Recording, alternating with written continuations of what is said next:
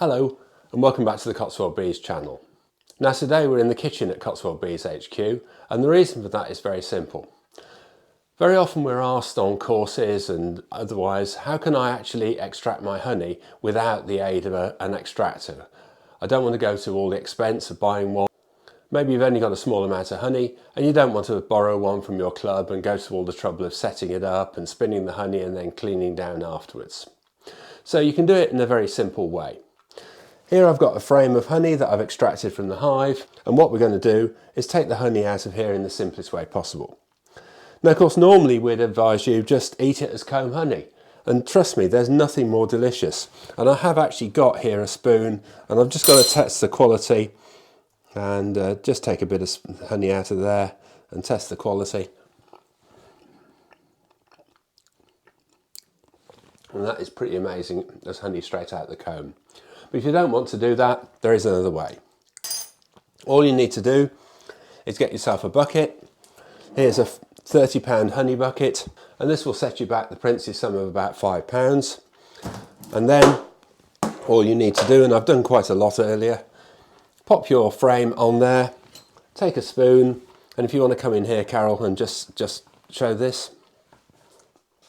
Here we go. And all I'm going to do is take the spoon and scrape the honey out.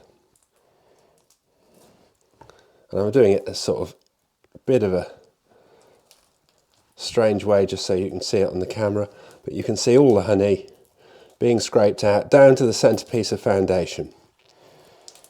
And I'm scraping that all the way into the bucket. Very simple, very straightforward.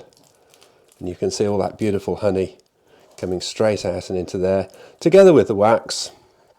Don't worry about that. Scrape it down to the centre. Make sure you don't miss any.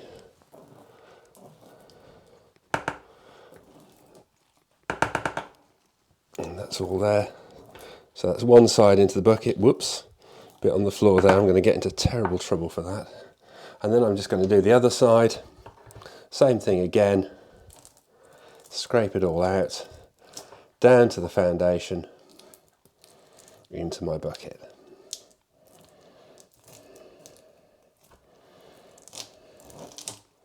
Very, very simple.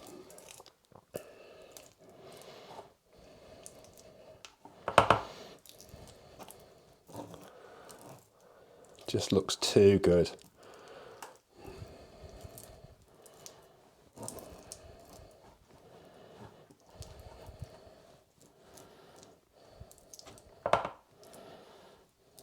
There we have it.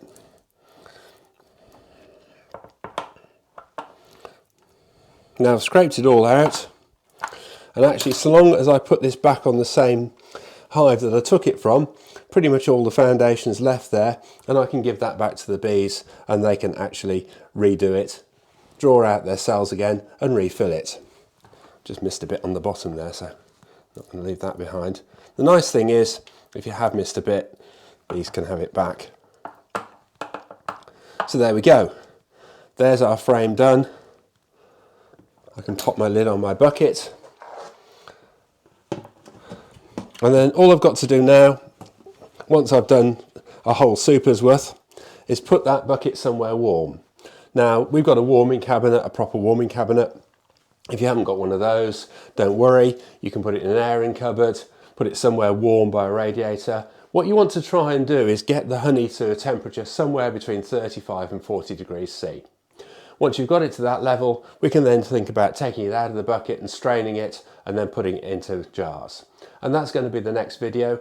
But until then, enjoy your honey, enjoy your beekeeping, and we'll see you for the next video when this is warmed up and it's ready to put through a strainer into a settling bucket, and then we can think about getting it into jars. So until then, enjoy your honey, enjoy your beekeeping, and we'll see you in part 2, ready for enjoying some honey.